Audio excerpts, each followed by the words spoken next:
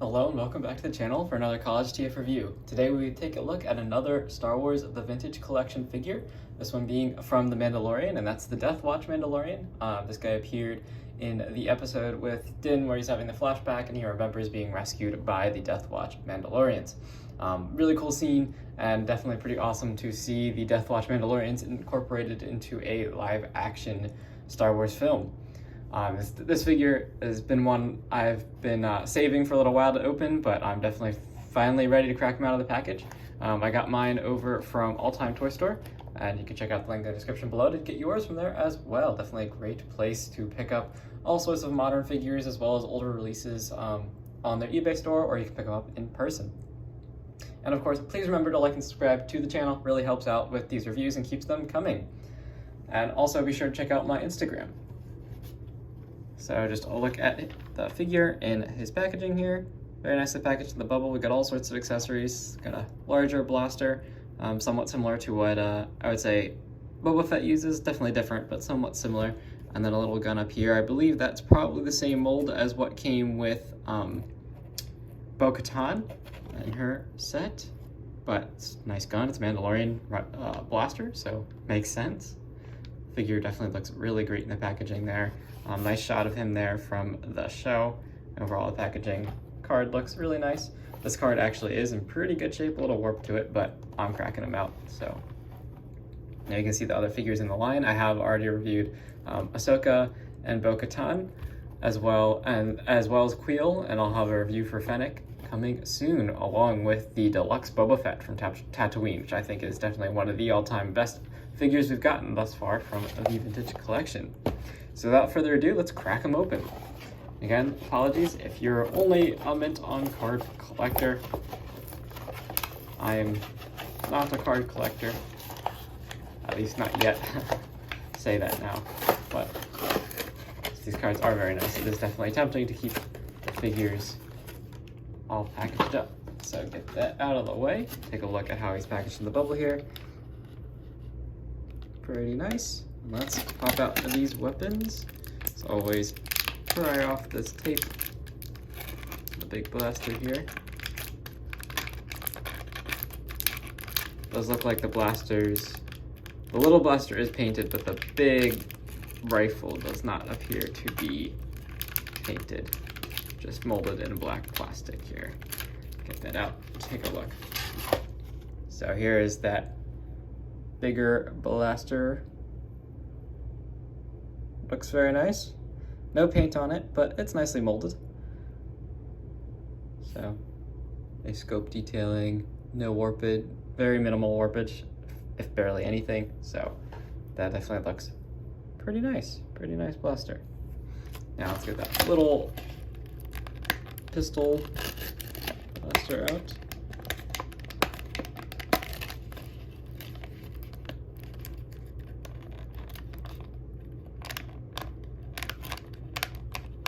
Getting there, it's getting there.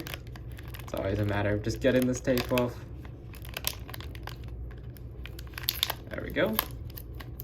Here is the literal little blaster. You can see it's molded in black plastic, but has been painted, the handle's been painted in brown. So again, very simple on the paint, but it does the trick. And nice sculpting on it. It's very hard to see, but it's all there. And let's get the figure out as well. There we go. Now we got all the packaging set aside. Let's take a look at this Death Watch Mandalorian. Oh, look at that articulating scope. That is fantastic. That is awesome. Nice jetpack. It is removable. Very nice. At least on my Bo-Katan, it wouldn't come off, so it is nice to see that this jetpack is removable. So if you so wanted to, or customize your figures or whatever, you can reuse it or repaint it. And there's just a little slot on his back there. It's nice and secure. Paint apps on this guy look great. I love the blue, the two different shades of blue on the helmet, and there's actually a gray painted on the inside of the helmet there. Very nicely painted visor. That scope, it actually has some silver on it in addition to the blue. He's got some nice weathering on his armor, some paint scuffs. The Death Watch white stripe. Again, you have the two tones of blue on his gauntlet here. There's blue there, and there's even a little white detailing. Wow, look at that. That's a pretty impressive little tempo there. A nice blue on the insides, and again, continuing with that blue and white paint down the legs. Looks really nice, and I think, does he have ball jointed hips? That will be great. Does have some nice, looks like a little ammo pod there on his legs. Yeah, very nice looking figure. So let's take a look at articulation while we have him out here. Get everything loosened up. So looks like the head, is it on a double bowl? Yeah, it might be on a double joint, as with is standard with these figures. No face underneath it. It's, you know, they are Death Watch Mandalorians. This is the way.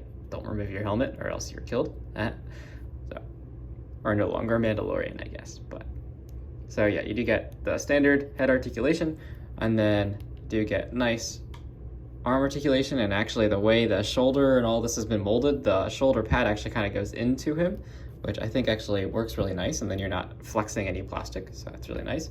You do get full 360 range of motion there. Nice bend at the elbow, past 90, along with the upper elbow swivel there. And then we do get wrist swivel and wrist articulation up and down. These joints are always very stiff out of the packaging. Takes a little bit to loosen them up. There we go. So you do get that bending action there. Very nice. And he does have a trigger hand on that hand. Now coming, same articulation on the other arm. Just get it all loosened up a little bit here. There we go. Nice and stiff joints. This hand does not have a trigger finger though, but it does have the up and down wrist movement as well. You can see that. And again, lots of nice paint apps onto that gauntlet too. Some silver there and the two shades of blue. You can see on the back they even painted some butt armor, I guess. And this, his holster and belt have been molded in nice flexible plastic, and I actually do like the way it kind of sits a little off center there. Looks pretty cool. Then he does have the full ball joint here at the torso, so you can get very nice range of motion out of that. And then, yep, ball jointed hips. There we go. So yeah, you can kick, back, out, do everything you want him to do. And then he does have the upper thigh swivel as well. Nice bend at the knee, very articulated. And forward and back on the foot. Does he have an ankle rock in there? A little bit of, yep, he's got an ankle rock. So that is awesome. He's got all the articulation you could possibly want, in my opinion. So that is pretty awesome. Now let's get into those weapons, see what we can put on him. So to begin with, we do get the little blaster. Just try and get that in his hand. Make sure that all seats nicely. Definitely does. Have him wielding smaller blaster. Get him kind of in like a flying pose here. There we go. Looks pretty cool. And then that should fit into the holster. Let's see. Which way does one to go? Go in that way. Can you put it in the other way?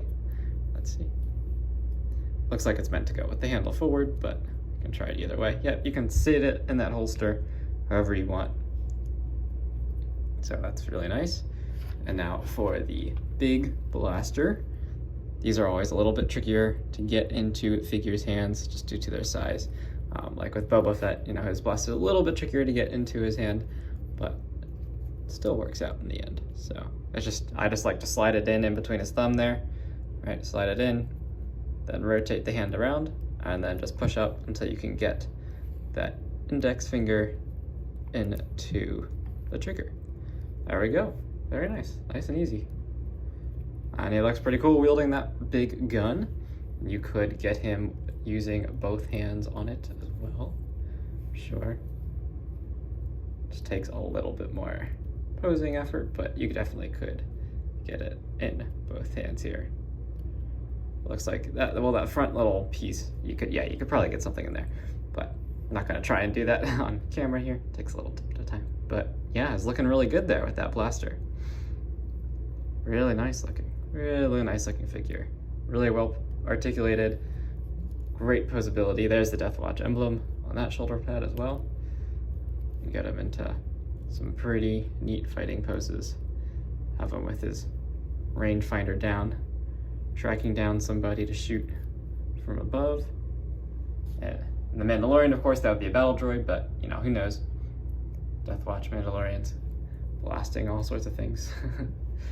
Don't have too many friends, but looks really awesome. Definitely really like this figure. This is also, I think, way up there in my ranking of the current Vintage Collection releases.